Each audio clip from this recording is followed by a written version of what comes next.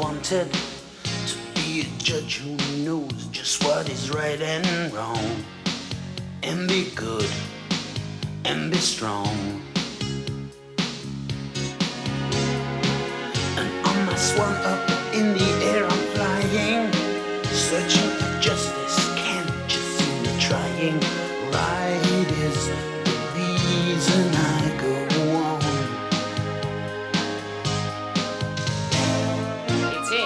It's Mr. Beaver's, because he found it. But I dispute that fact because I am the lawyer who's defending Mr. Mouse. Yes! But then, sir, I think you're wrong. You're very pushy, but because I am a good lawyer, I know what we can do. Let's hear the judge. Yes, because only our friend Klaus can solve it. I hear the wisdom coming from the gnomes now, and all together we have got the know-how, because we are people of peace.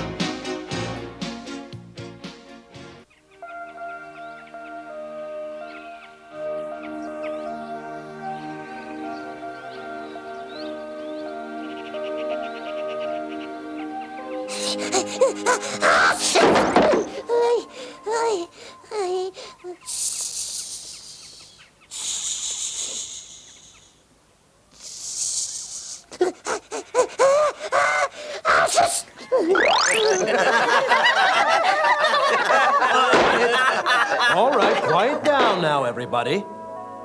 The court is now in session. What's the first case, Dany?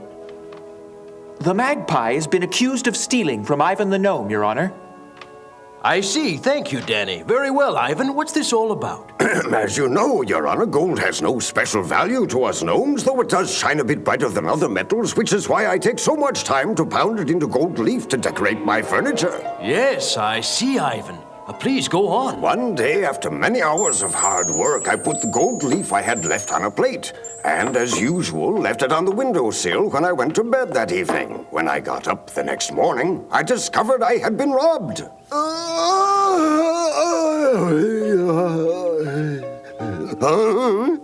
It's gone. So, the very next evening, I set a trap for the thief. I left a shiny gold ring where he was sure to see it, and then, instead of going to sleep, I hid in my studio and waited for the thief to show up.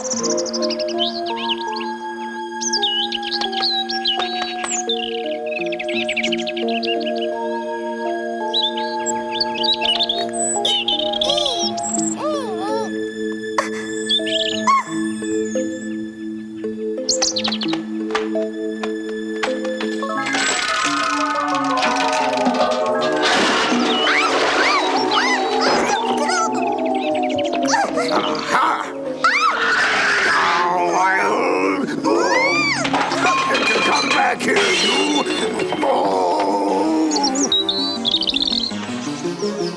So I still have my ring, however, I'm missing a great deal of gold leaf, and I'm certain the scoundrel who took it was none other than the magpie.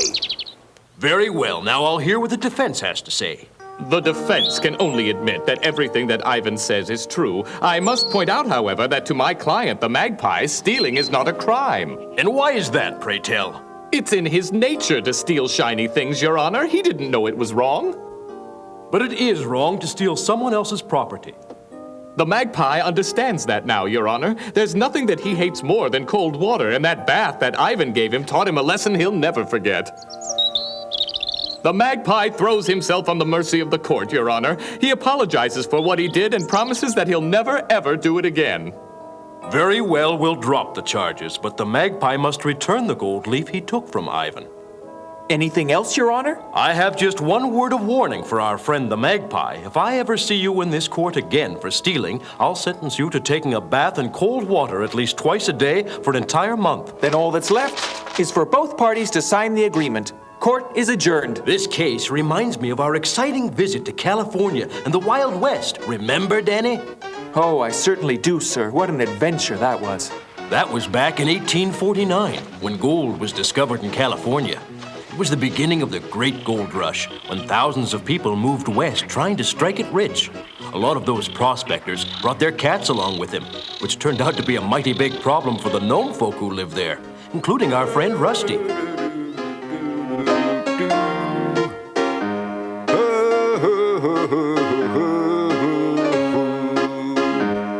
That sure sounds nice, Rusty. Yeah, it's kind of relaxing, ain't it? Yeah.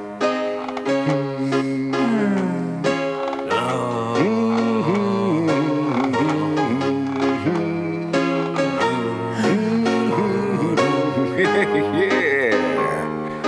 Yes, that's a very pretty song, Rusty. You know, seeing as this is your first visit to California, I should be singing you a real California song. Oh, California, here I come. Sorry about that. I haven't been singing much lately. I guess I had a frog in my throat. A frog, was it? Sounded more like an elephant to me, Rusty. Oh, my goodness. It's ready. Come and get it. I baked cornbread so we could have a bite to eat before we go to the rodeo. It smells wonderful. Indeed it does. Delicious. Yeah, everyone around here talks about Sarah's cooking. In fact, her cornbread won first prize in the Nome County Fair. It's time for us to be leaving or we'll miss the rodeo. Gosh, I can't wait. I've never been to a rodeo before. You better hold on to your hat, Dany. There's nothing more exciting than a rodeo.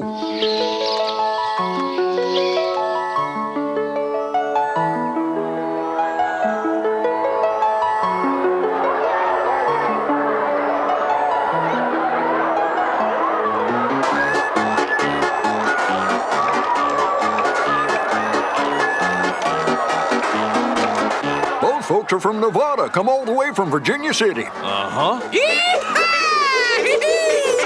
That gnome sure can handle a rope. Those gnomes are from Texas. They came all the way from San Antonio.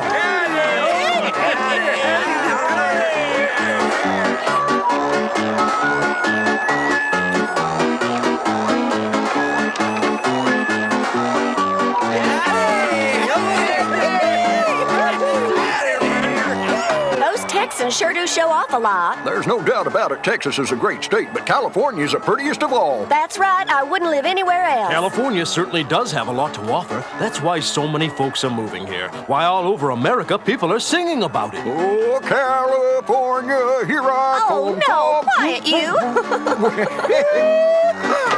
Ladies and gentlemen, welcome to the Wild West Rodeo. The first event will be mouse roping. Yes, sirree. First out of the chute is one of the best, Freddie Wayne. Yay! Let's go get him. Yeehaw! Gotcha. Oh.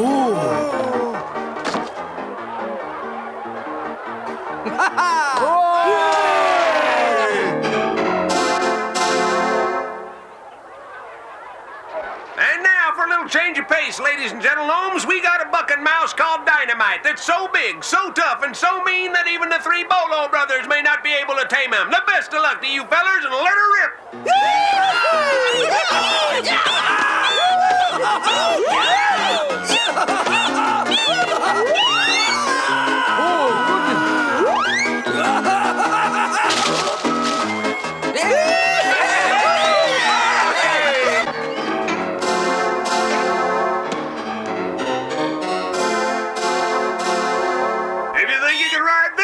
Just step right up, but his name's TNT, and nobody's been able to stay on him for more than a few seconds. Now, if none of you so-called Westerners are brave enough, we got ourselves a young visitor from the old country. Maybe he'll want to give it a go. Me? You're a great mouse rider, Dany. You can do it. Those big-mouth Texans are always bragging about how they're the best mouse riders in the world. Go on, Dany. Show them how wrong they are. Go on.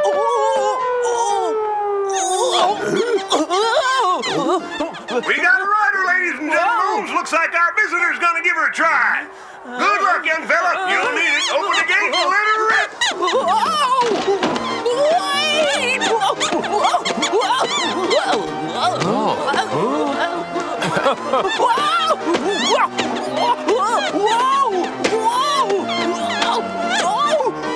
Just look at that young fella ride. If he can keep from being thrown for just 5 more seconds, he'll be the new champion mouse rider of the Wild West Rodeo.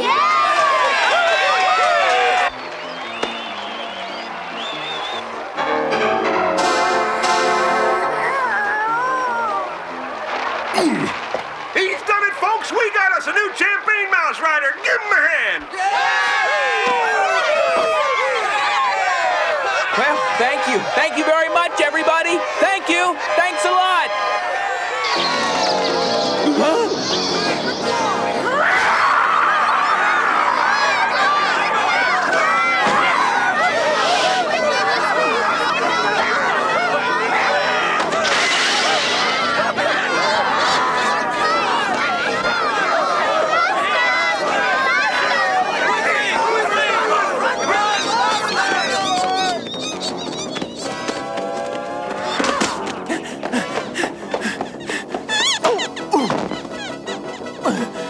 Thanks a lot.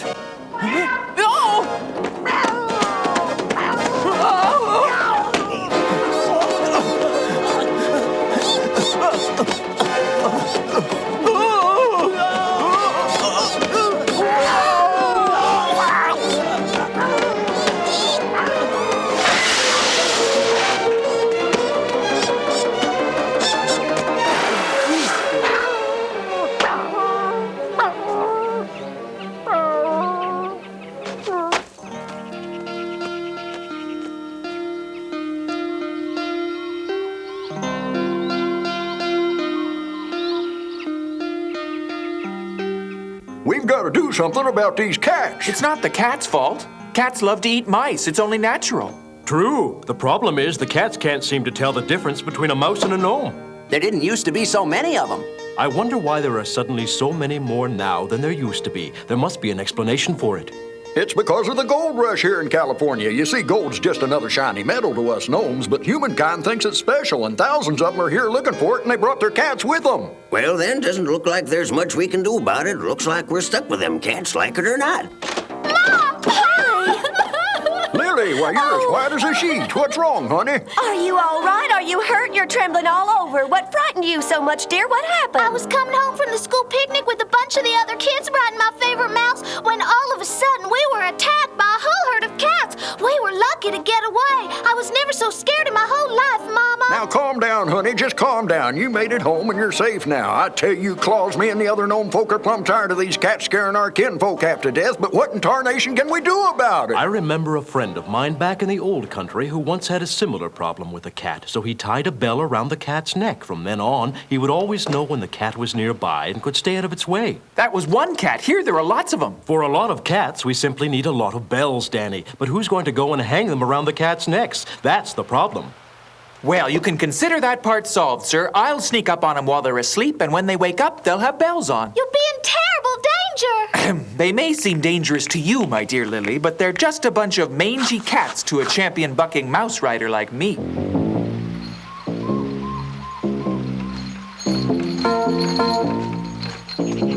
Aha! Hold it! Huh? I think I hear something up ahead. You wait here. I'll go have a look.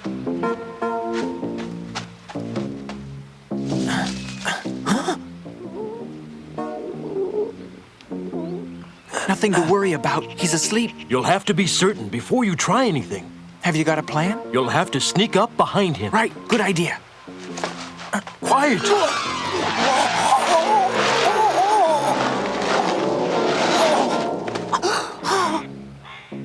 Shh. Shh.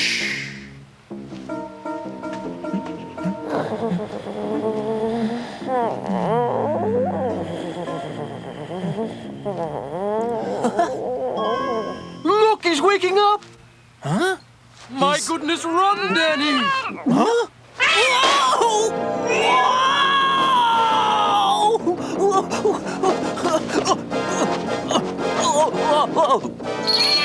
Hurry, Dany! Go on, shoo! Quickly, Dany, take my hand!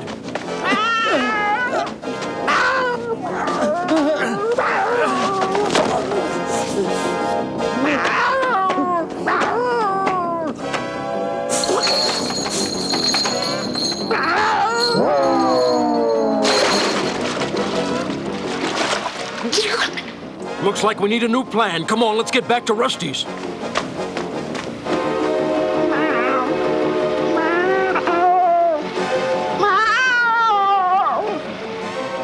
The problem is that cats are such light sleepers. Now, the solution to our problem is inside this fish. You see, this fish is stuffed with chamomile tea leaves. Now, we all know that chamomile tea makes us sleepy. After the cat eats this fish, it'll fall fast asleep for at least an hour. When we're absolutely certain it's sleeping, we'll go to work. Within a day or two, every cat in the area will be wearing a bell.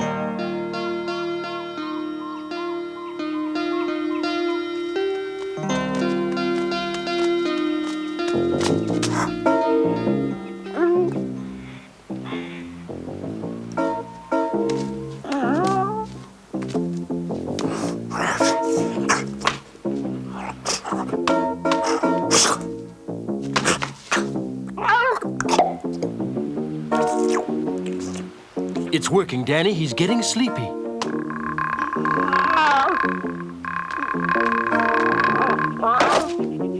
Very well. Now let's get that bell on him. Let's wait a few minutes just to be sure, sir. We don't want what happened yesterday to happen again. I understand, but the longer we wait, the more likely he is to wake up. Make sure it's well fastened. Huh? Oh.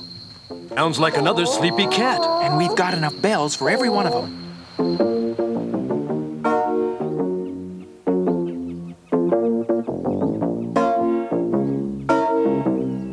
Me scared of a few cats? Nothing to it. Nothing to it, eh? If memory serves, you weren't so cocky the first time, Dany. In fact, when that cat woke up, you nearly jumped right out of your skin. It's time to celebrate. How about some more of that wonderful music, Rusty? Sure thing, Dany. Nothing like a little music to liven up an evening.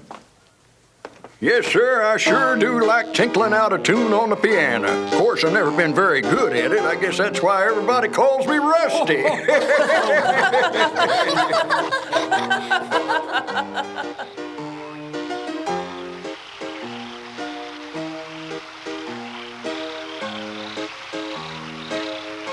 There's got to be some gold around here somewhere, and I'm not leaving till I find it, by golly.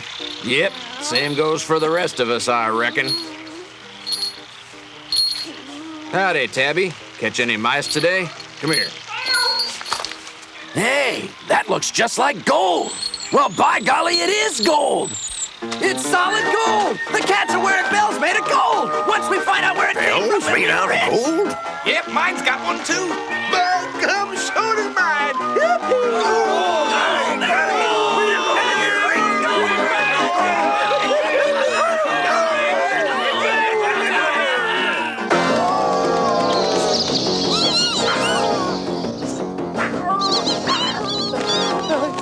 I'm sure we hung a bell on that cat last night, but it's gone now. What could have gone wrong?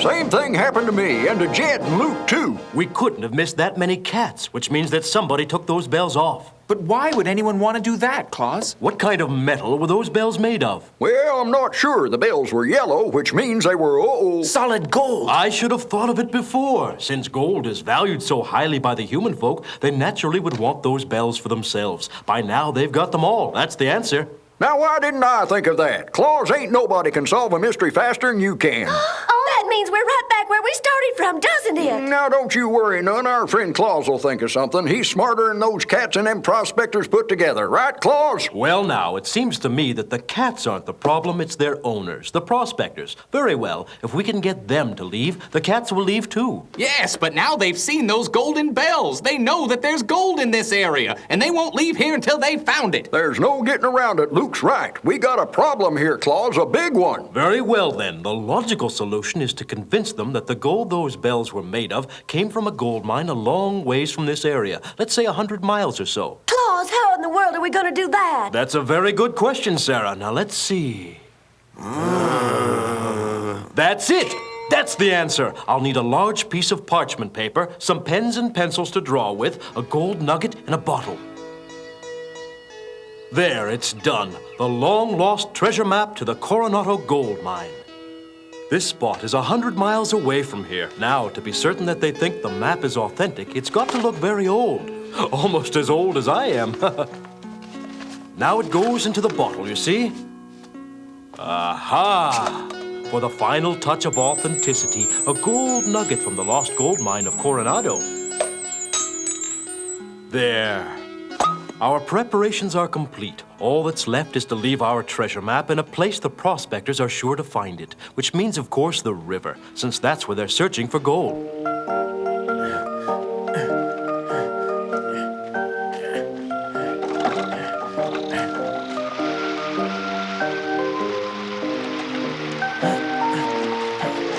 Let me help you, Dany.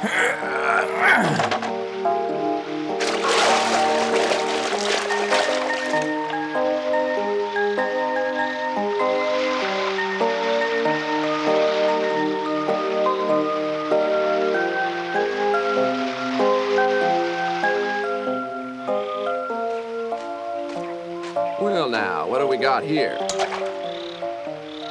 Why, that looks like a gold nugget in there. Well, I'll be. Gold! Gold! I found out where the gold is! The lost Coronado mine, 100 miles upriver from here! Where'd you get that?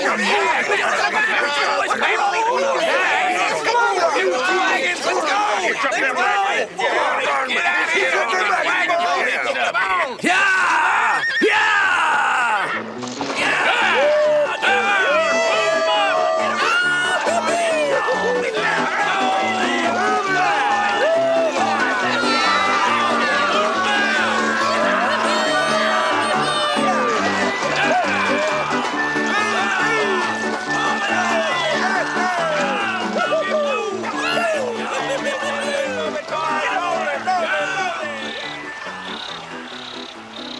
Looks like we got rid of those cats once and for all. Gee, just look at that beautiful sunset. The light reflecting off the water shines just like gold.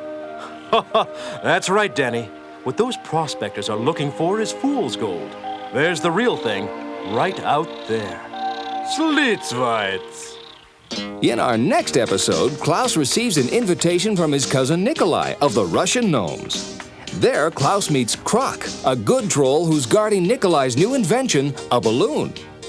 When Krok becomes distracted, Klaus and Nikolai are on their own, braving Arctic temperatures on the Siberian tundra, where they again run into the trolls Puli and Holler. Will they be rescued in time to see the birth of the new puppies?